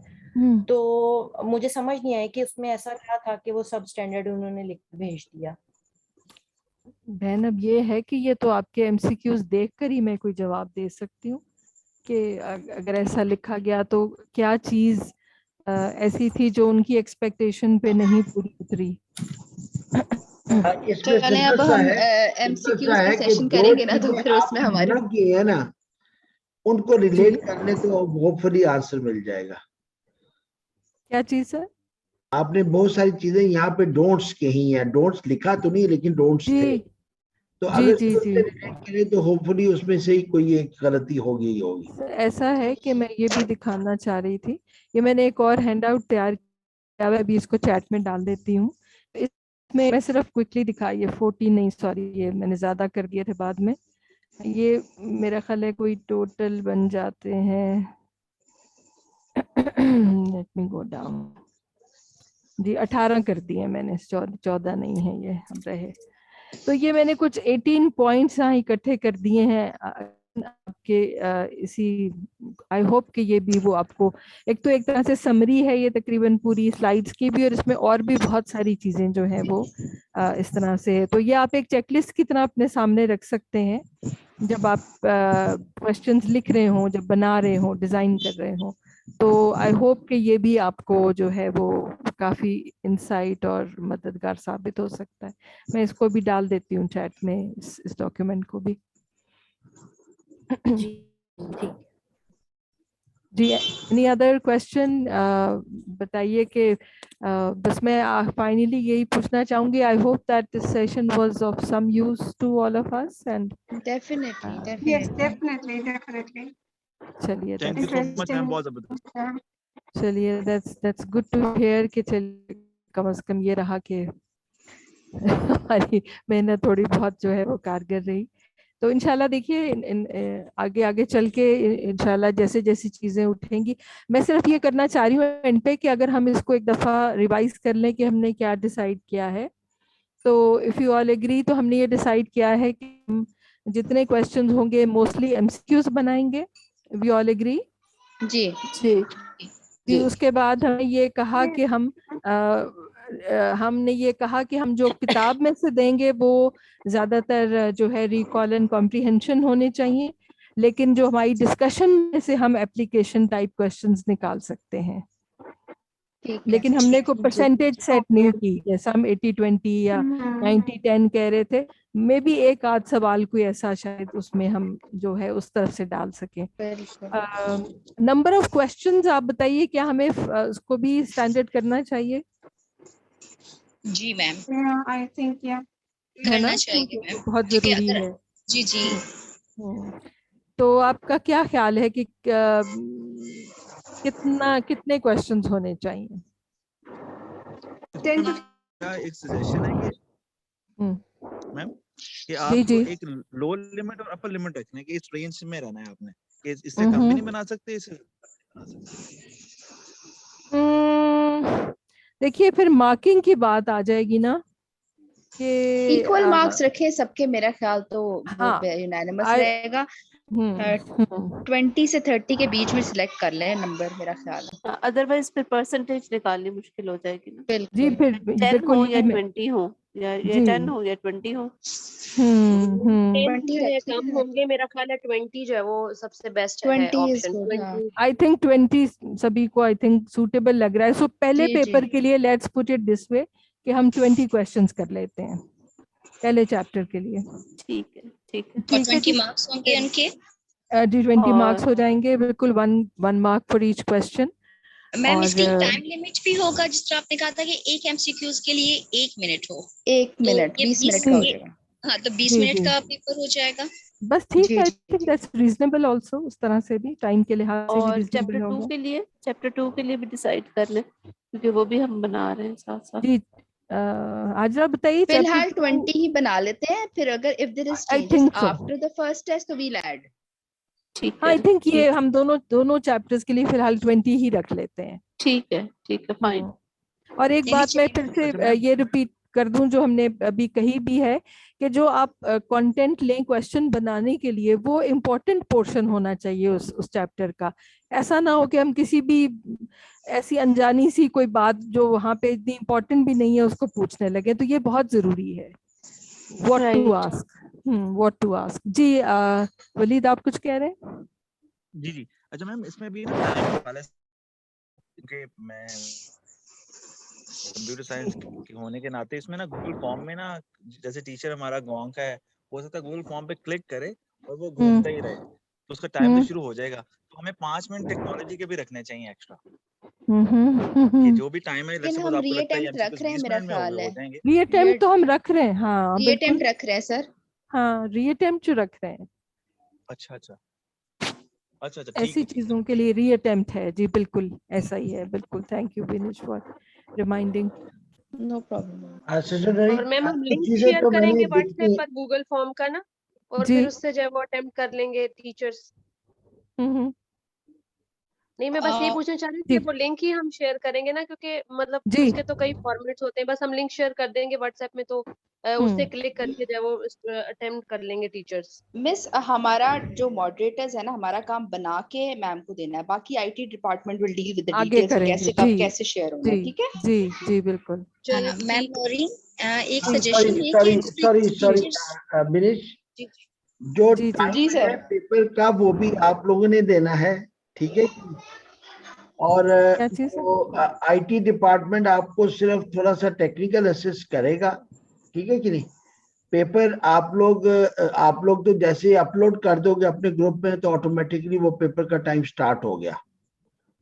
जी जी सर, वो हम जो सेटिंग करेंगे ना, ऑब्वियसली जिस अकाउंट से पेपर बनेगा वही उसका होगा, मतलब कंट्रोल उसी के पास होगा, तो time and restrictions and reattempt option सब कुछ उसी के हाथ में होती हैं, ठीक है? कोऑर्डिनेट हो गया आपका? तो वो तो सॉरी कोऑर्डिनेशन होगी है कदीर, हानिया, वलीद?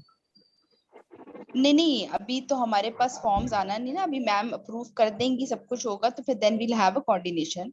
वी मैं हैवंट हैव वन अभी देखिए तक। आपके ना मतलब आप काम उतना पकड़े जितना संभाल सकेंगे, इसको ज़हन में रखें। नहीं, मैंने नहीं करना था, मैं तो आईटी टीम अपने आप को थोड़ी कह रही हूँ। नहीं, आप आईटी थे ना, आप कोऑर्डिनेशन ऑफिस आपके पास है ना, तो आप आईटी अच्छा फिर ठीक है है, ना? चलिए ठीक है, अभी आप मैं बोर्ड ऑफ हानिया को देने डायरेक्टर में लगी हैं, थी। अब आप बोर्ड ऑफ डायरेक्टर में हैं, आप जो बात अच्छा कर रही है वो कोऑर्डिनेशन ऑफिस के बिहाफ पे कर रही है, और ये वलीद बेचारा भी सर पकड़ के बैठा होगा कि हमें छोड़ दिया और ठीक है कि नहीं, मैं इसलिए पता ही क्यों कह रही हूँ सर, मैं इसलिए कह रही हूँ कि अगर एक ही ऑफिस से एक टाइम पे चीजें मतलब एक सेट कर लेंगे ना, तो उनको एक फॉर्मेट फॉलो करना है। अब अगर किसी एक ने सेशन दिया है और वो अगर टेस्ट बना रहा है उस चैप्टर का और वो रिस्पॉन्सिबल है, तो वो फिर टाइम वेरी कर सकता है, फिर हर कोई कंफ्यूज रहेगा, अब मैं कर दूं अब मैं ना करूं, तो उसको अवॉइड करने के लिए ये कही थी उससे। बाकी ये सारी जिम्मेदारी ना सिस्टर नूरी मिर्जा आपकी है। कैट जी नहीं, बिल्कुल सही है। देखिए कोऑर्डिनेशन ऑफिस ऐसे नहीं तो ऐसे। दिनेश कोऑर्डिनेशन ऑफिस कोड देगा, acad is responsible for complete coordination to examination ओए नहीं अकेड का काम ही है ना, आपसे जी ज्यादा जी कौन बिल्कुल। जानता है अकेड को? नहीं बिल्कुल करेंगे सर, इंशाल्लाह। क्यों मैंने कहा नहीं। कि सर फिर कान आपने रह इधर के जाए। बजाय उधर से पकड़ लिया, लेकिन पकड़ा हमारा ही। हमारा ही है। और कोऑर्डिनेशन ऑफिस का काम है कि वो बेसिकली ये चीजें करके दे, सपोर्ट करके दे, लेकिन टोटल रिस्पॉन्सिबिलिटी आपकी है कोऑर्डिनेशन करना, या ये चीजें हो गई हैं नहीं हुई, किस तरह होगी, किस टाइम, ये सब सर्टिफिकेशन और एग्जामिनेशन भी, ठीक है ना? इंशाल्लाह इंशाल्लाह जी।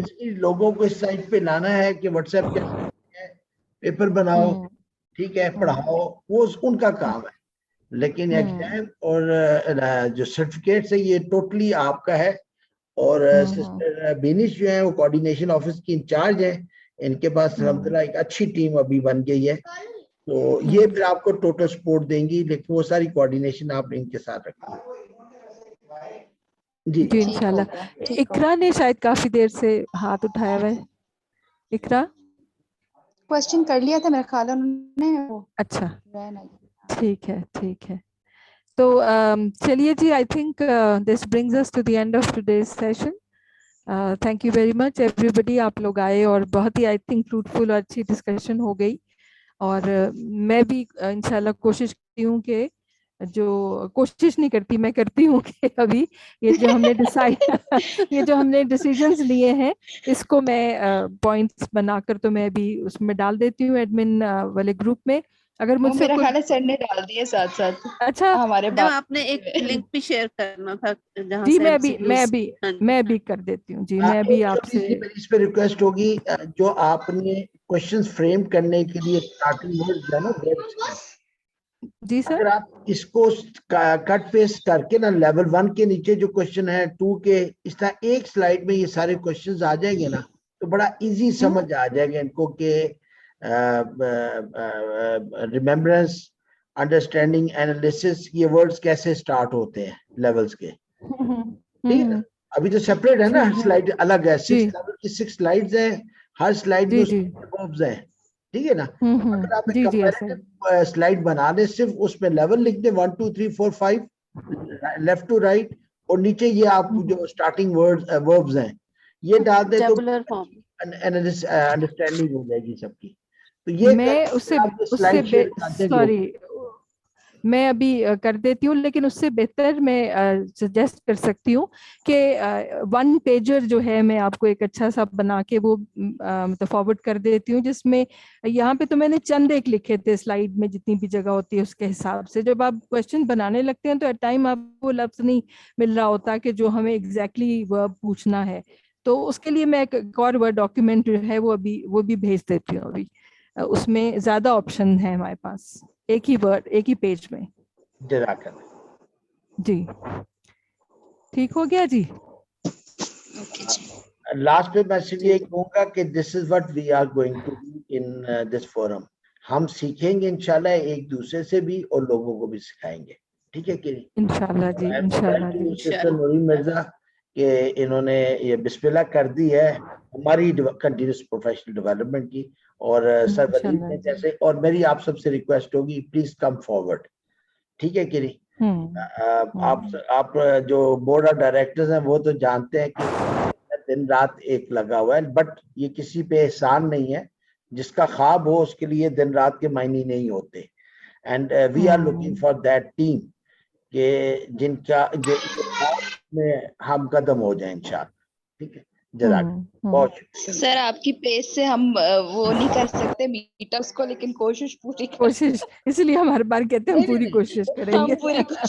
मैं रिटायर हूँ, ठीक है ना? मैं आई डू अंडरस्टैंड, ठीक है कि नहीं?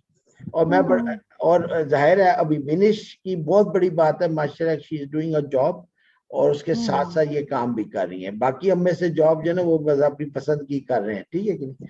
तो ये इस चीज को definitely we can't expect something from Waleed. Job नहीं है सर, मजदूरी है, मजदूरी।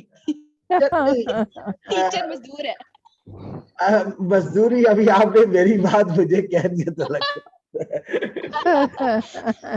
चले, अल्लाह ताला सबके लिए आसानियां करे, और इसी को अगर आप सवाब की नीयत से कर लें, हलाल और हराम की नीयत से कर लें, ये नेकी है। Islam is very easy. दुनिया का कोई काम अगर हलाल और हराम की कैद के अंदर आप उसको करें और अल्लाह से उसका अजर लें तो वो सवाब है। that is इस्लाम। इसमें कोई रॉकेट साइंस नहीं है, ठीक है ना? अल्लाह ताला हम सब की एफर्ट को सर मैं एक चीज कहना चाहूंगा। जी सर एक्चुअली थोड़ी सी मेरी पर्सनल बात है, तो ऐसे अभी एक्चुअली 2 मिनट पहले सेनेटर शिबली फराज साहब का ट्वीट आया है तो हमारी एक रिसर्च है जो हमने डिमेंशिया पेशेंट्स पे की है, और वो टॉप मेडिकल फोरम में पब्लिश हुई है कल ही, कल शाम ही। तो आज उस पर ट्वीट आया कि हमने एक ट्रीटमेंट फाइंड की है टेक्नोलॉजी के थ्रू फॉर डिमेंशिया पेशेंट, और अभी फेजिया पे भी काम कर रहे हैं। तो सर काइंडली मैं उस पर शेयर करूंगा, तो उसे तो बस खुशी आपसे शेयर करना चाहता था कि आप गवर्नमेंट भी इसको एक्नॉलेज कर रही है। नहीं, देखिए वो एम आप जेब में रखिएगा, हर चीज इम्पोर्टेंट है। इसलिए तो मैं वो बिलिश कहेगी सर मैंने बड़ी अच्छी बनाई या नहीं कि मैं शेयर करूंगी, वो भी इम्पोर्टेंट नहीं आप ठीक है ना। मेरी एक चीज मेरी आप सबसे रिक्वेस्ट होगी कि मैं देखिए एनआरपी की डेफिनेशन आपके सामने बड़ी क्लियर है। आप एनआरपी में जरूर ये चीज, एनआरपी अलाउड से मुराद ये है कि जो काम हम कर रहे हैं ना वो हमारा जी सर, ठीक है ना। एनआरपी की साइंस को समझे, एनआरपी की साइंस को और ये कुरान आपको सिखाता है, ठीक है ना। ये कुरान आपको सिखाता है कि व्हाट इज एनआरपी। हर काम इतनी खुशू खजू के साथ, व्हाट इज खुशू खजू, दैट इज फोकस एम, बिल्कुल ठीक है कि नहीं। तो आपने इसको जरूर शेयर करें। एनआरपी का मुराद ये नहीं है कि वो फजूल चीज है, एनआरपी का मुराद है जो हमारा इस वक्त करंट टॉपिक है उससे हटकर ये बात है, बट इट इज इम्पोर्टेंट आप एनआरपी पे शेयर करें। सो बिस्मिल्लाह, ठीक है ना। तो इसको ये ना समझे कि हम वैल्यू नहीं कर रहे काम को, ठीक है ना। अभी सिस्टर फरजाना माशाल्लाह अल्हम्दुलिल्लाह we are wonderful person with us, उन्होंने तस्वीर शेयर की, मैंने कहा एनआरपी, और मैंने खुद ही उठा के उसको डाल दिया उधर दूसरे ग्रुप में एनआरपी। तो मतलब हम रिकग्नाइज कर रहे हैं उनके काम को, लेकिन अगेन इज अनदर प्लेस, ठीक है कि नहीं। वरीद भाई समझ आ गई बात? जी सर, मैंने तो सर इसलिए कहा था कि इंशाल्लाह ये सिंगल नेशनल करिकुलम का काम करके भी मेरी ख्वाहिश है कि हमें इंशाल्लाह एक एक्नॉलेजमेंट, हम इम्पैक्ट क्रिएट कर पाए टू मल्टीपल लोगों की इसकी एक्सेसिबिलिटी को बढ़ा पाए। तो मैंने तो उस तनाजुर में बात की थी, करेंगे इंशाल्लाह। हम ये चीज में रखिएगा, हम स्टेज वाइज मुख्तलिफ काम करेंगे। यही ग्रुप जो आज बैठा हुआ है, कल इंशाल्लाह हो सकता है सिस्टर फातिमा के साथ बैठ के किसी रिसर्च आर्टिकल के ऊपर बात हो रही हो, तो उस वक्त सिंगल नेशनल करिकुलम पे बात करना एनआरपी होगी, ठीक है कि नहीं, क्योंकि उस टाइम पे हमारा फोकस हुआ है। अब हम उस वक्त हम सिंगल नेशनल करिकुलम पे बात नहीं करेंगे।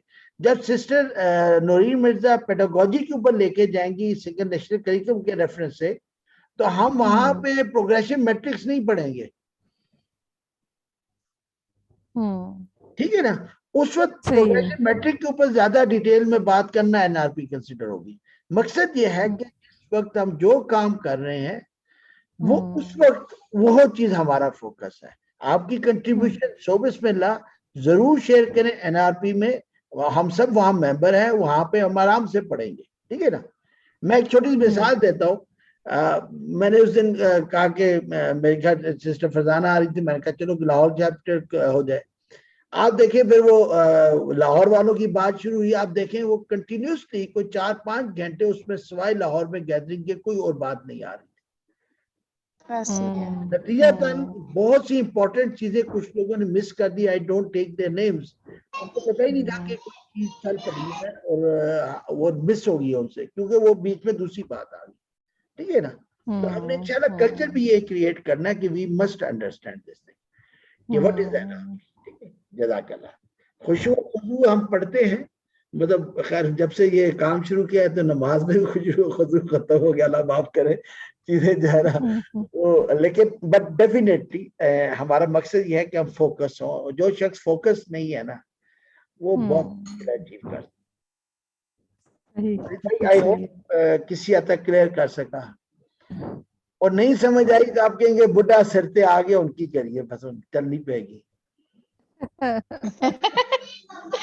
नहीं, वो जैसे वो शेख रशीद साहब कहते हैं ना, शॉर्ट एंड क्रिस्प, बस सर के साथ अगर काम करना है तो ऐसे ही करना है। टाइम नहीं है ना, देखिए मतलब मैं frankly I am really honoured to those people जिनके बच्चे छोटे हैं, और मैं तो रिटायर हूँ, चलो अभी मैं डिसीजन कर सकता हूँ, मेरी बेगम भी मेरी आधी हो गई है, तो जिनकी तो 5-10 साल है वो तो मियाँ बीवी अभी तक एक दूसरे को अंडरस्टैंड नहीं कर पाए होते, और आप ये काम पे लग हमारे भी मजबूर हो गए बेचारे, आदत पड़ गई।